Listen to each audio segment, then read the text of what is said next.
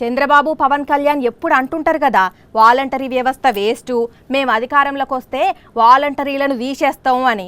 కానీ ఇప్పుడు మేము చూపించబోయే వార్త చూస్తే వాలంటీర్ల వల్ల ప్రజలకు ఎంత మంచి జరుగుతుందో, ప్రభుత్వం వాలంటీర్లను ఎందుకు నియమించిందో, తద్వారా ప్రజలు ఎంత ఆనందంగా ఫీల్ అవుతున్నారు అనేది మీరే చెప్తారు. ఇంగో ఈ చెల్లె గ్రామ వాలంటీరు, మరి పెళ్లి కూతురుగా ముస్తాబై ఉన్నది, మండపం మీద ఉండకుండా ఈడున్నదేంది? పెళ్లి గిట్ల ఇష్టం లేక అలిగి ఇంట్లో నుంచి బయటకు వచ్చిందా ఏంది అని అనుకోకుండ్రి.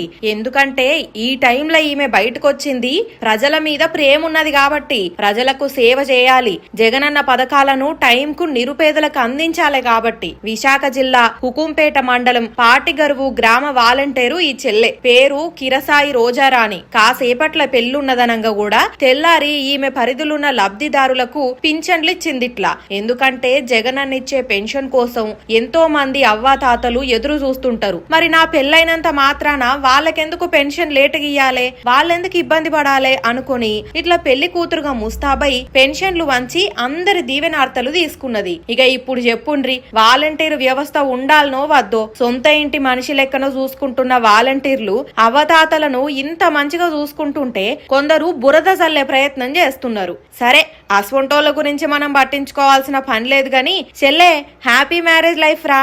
ఎప్పుడు నువ్వు ఇట్లనే ప్రజలకు సేవ చేయాలని మనస్ఫూర్తిగా కోరుకుంటున్నావు.